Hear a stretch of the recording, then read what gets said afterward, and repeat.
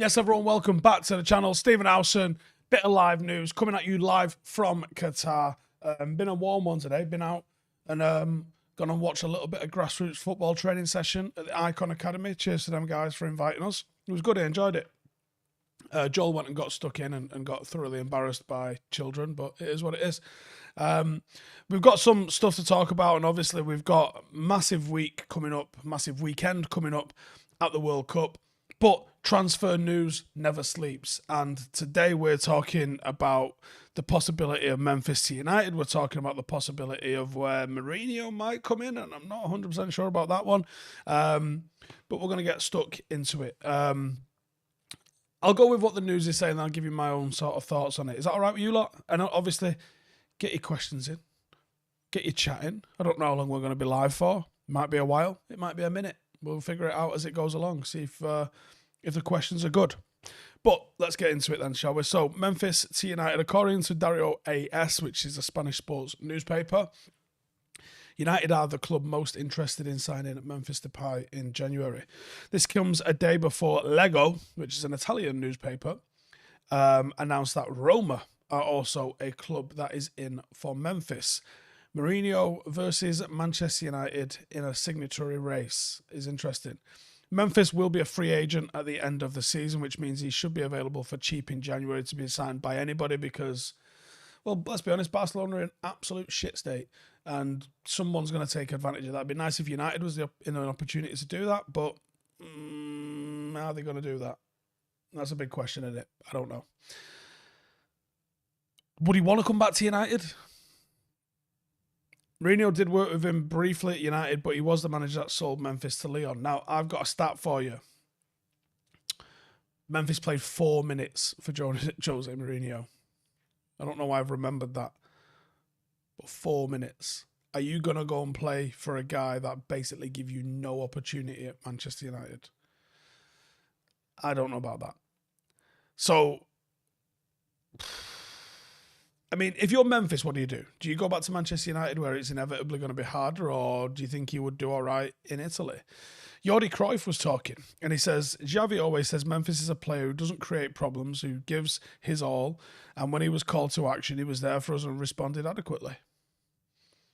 So today, we don't think about any of the players leaving, but having a competitive team for the second half of the season. If Memphis is recovered from the injury, then he is a player who can help a lot. In January, Lewandowski will be suspended for 3 games, so we're not in a hurry to get rid of anybody. Everybody is needed. Does that quote mean that he's staying? Well, there's no sign of a contract on the table for Memphis, and I'm not sure Barcelona's situation even allows them to be in a position to offer him a contract. I don't think. Someone's just saying the audio's bad. Let me just have a look. It shouldn't be. It is the correct thing that's on. I don't know why it would be bad. It is the correct thing that it is on. Would United go for Memphis if they could get him on a free? Would they stop signing Gakpo? I mean, at the moment, it seems like we are stockpiling left-sided midfielders, doesn't it? Left-sided wingers, which seems like a mad thing for us to do, doesn't it? Really. Like, if we sign Gakpo, I honestly wouldn't see the need for signing Memphis. He has played more as a 9 than Gakpo has. He's got 1 assist and 3 goals this season for Barca, 13 goals, 2 assists last season for Barca. He got 76 goals and 55 assists between 2015-16 season and 2021 season, which is a phenomenal return that he got in Lyon. And at United, he only got 7 goals and 6 assists in 53 games.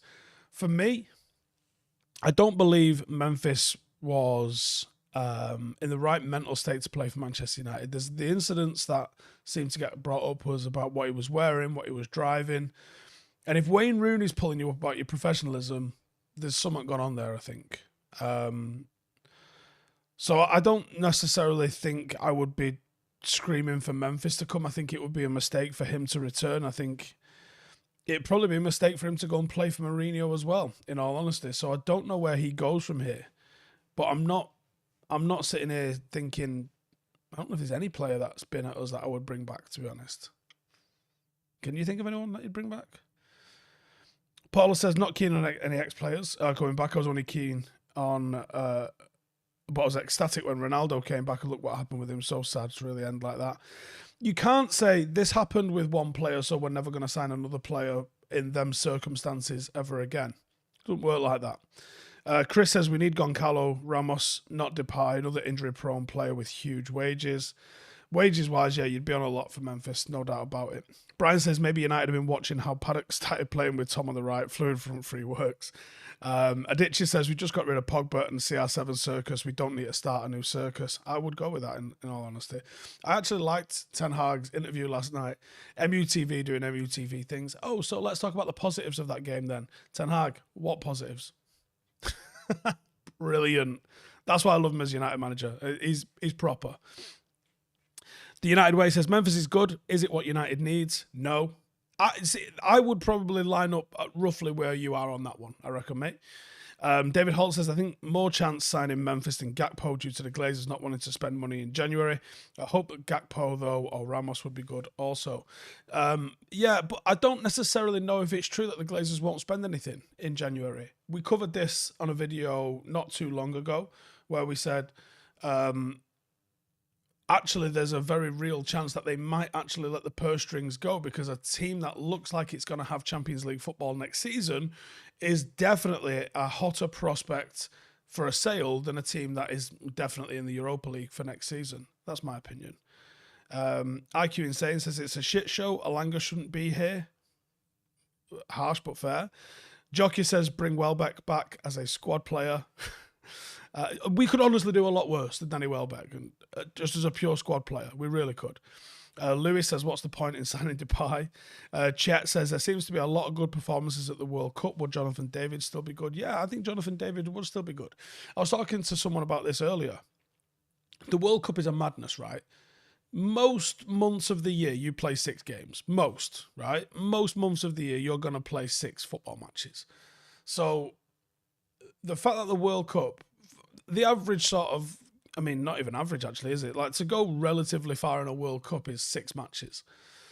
3 group stage, your round of 16, your quarters and a semi. So there's only 4 teams that are going to get that many games. And how many players within those teams are going to play all of those? So even at best, right, someone that's really going to become a superstar generally has at least got to the quarterfinals of a World Cup.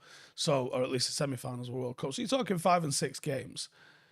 All someone has to do is play well for 5 or 6 games at a World Cup, and their reputation goes mental. That's what's mad about the World Cup to me. And for the most part, if you're being very real about it, most of the teams are like championship kind of level, and it's only when you get to like the quarters really that you start to see sort of like Premier League, Champions League sort of level matchups. The first 2 or 3 games, you might have one decent side in there, but this is like a League Cup sort of affair going on in those first 3 games. It's only at the latter stages where it actually becomes very competitive and very high level. So you could have a hot streak go boom, boom, boom right the way through the groups, play amazing, your reputation go through the roof, play all right, score another couple of goals, come away with 6 or 7 goals, get a golden boot at a World Cup, and your reputation is on a whole nother planet. All you did was play well for 5 or 6 games. Now you could have you could get player of the month in the Premier League or La Liga. Not really the whole world watching.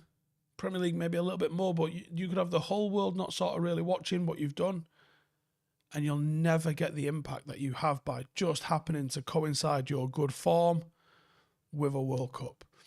And you've seen players' careers and reputations being made on the back of a good month. Isn't it mad?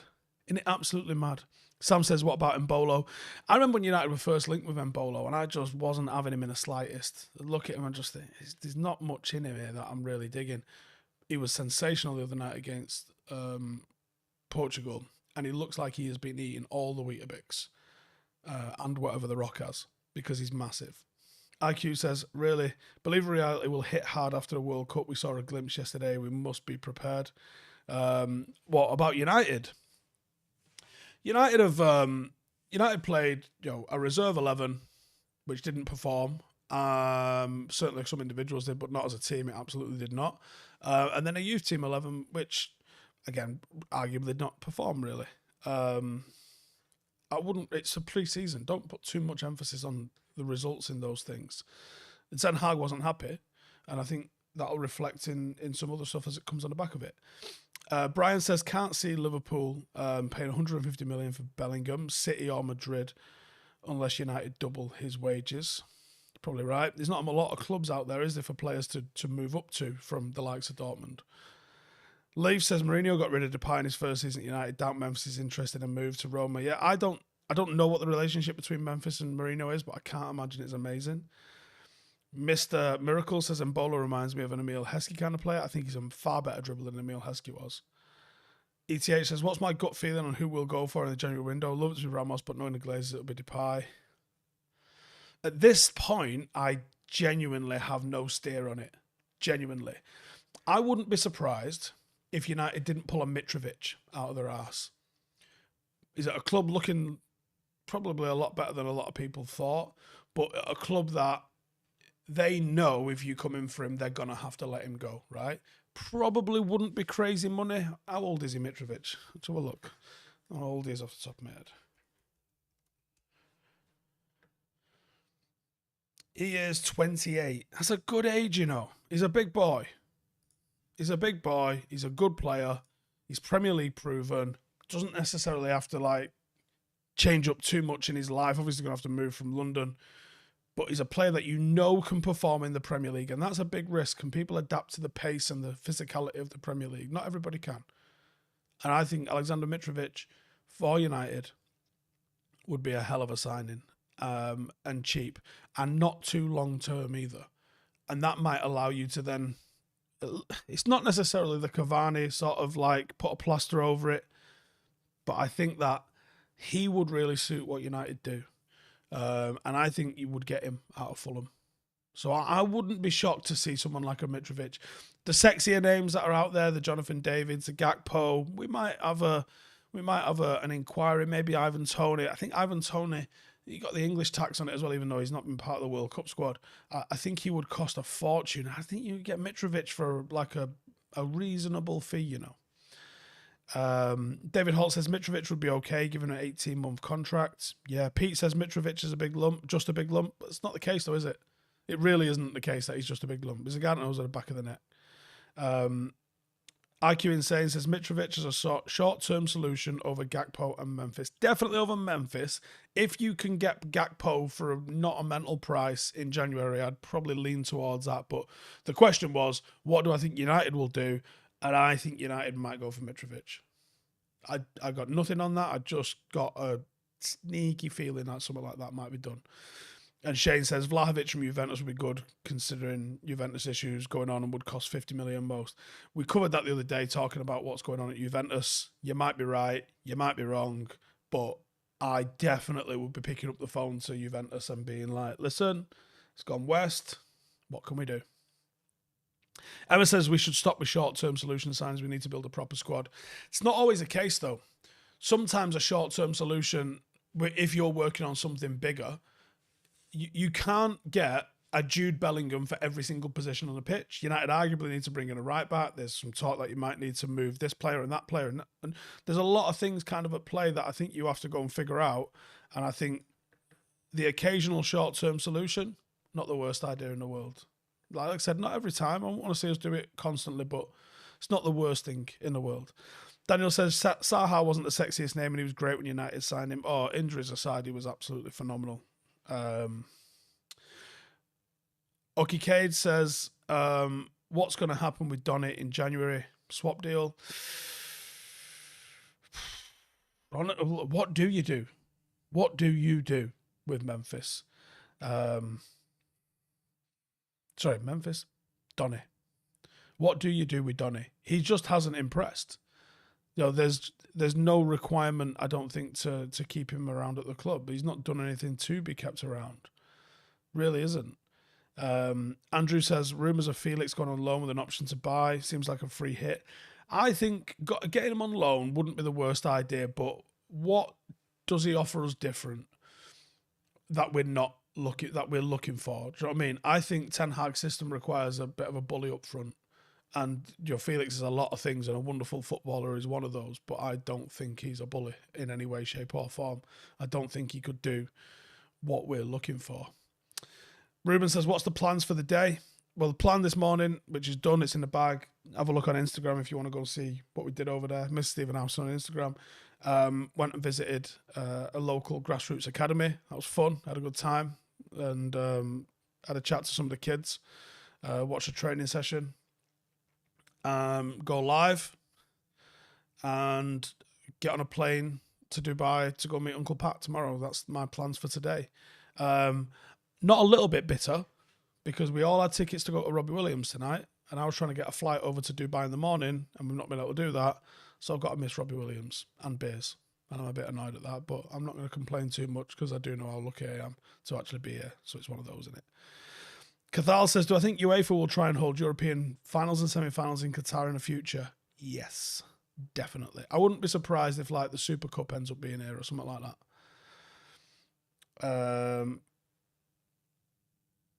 Steven says, "Drag Tony out of the bookies. Should do a job for us." Ash says, "I thought Ramos was brilliant against the Swiss. How have we been looking at him for long?" I don't even know if we have been looking at him. I did a video on him in the summer because I thought he looked like he had something about him. The record that he had going into that video wasn't amazing. The record he's had since that video has been actually pretty good. So that was one. I mean, we've had some hits, we've had some misses, but that one was definitely a hit, I think. John says, "Rather get Tammy than Gakpo. We shouldn't be gambling our season that Gakpo can play a 9 in the Premier League." Mr. Miracle says, "Robbie Williams is still doing gigs." Yeah. Listen, we had Craig David the other night, and genuinely, he was fucking sensational. And you're like, wasn't he like relevant 20 years ago? Still class. If that makes me old, that makes me old. I don't care. Robbie Williams, same detail.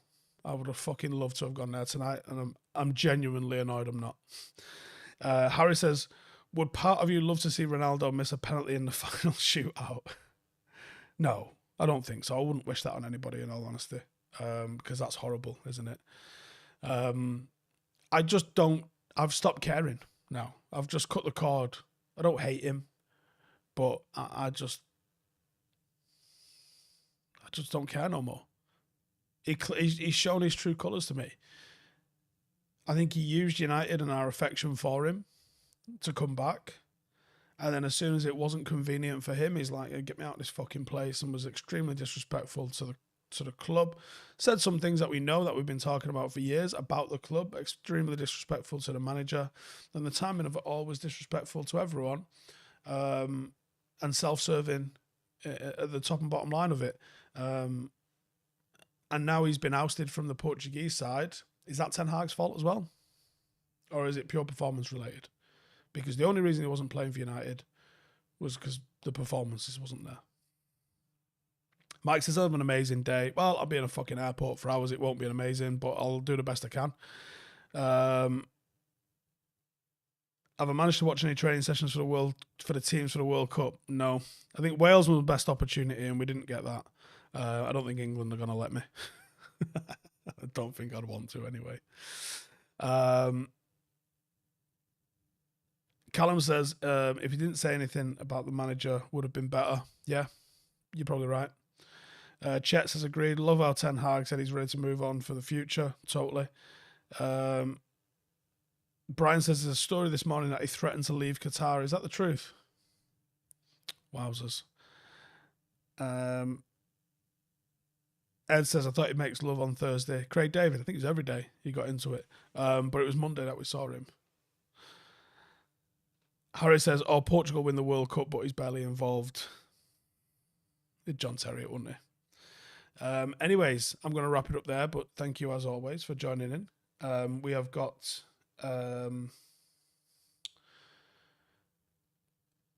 top 5 strikers United could sign coming out very, very soon. England preview coming out very, very soon. I'm recording vlogs every single day while I'm out here.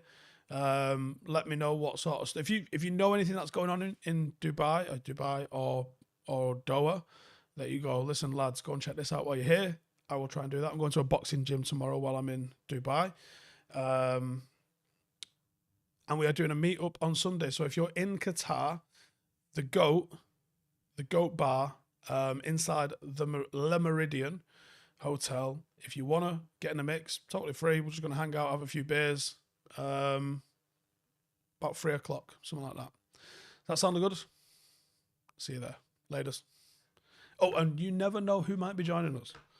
So if you're in the mixer, come get in the mixer. See you in the next one. Hey, thank you for watching the video. If you are new around these parts, then don't forget to subscribe. My channel is proudly supported by my community on Patreon. If you'd like to get a little bit of extra content, a Discord group, meetups, five-a-side games, weekly podcasts, behind the scenes, and even an occasional bit of transfer news as and when I get it, then for the price of a pint, you can show your appreciation for the content that we make and get some goodies for doing so as well. Check the link in the description or click the button right here. You'll also find all of my socials here too if you want to follow me on any of those platforms. Nice one.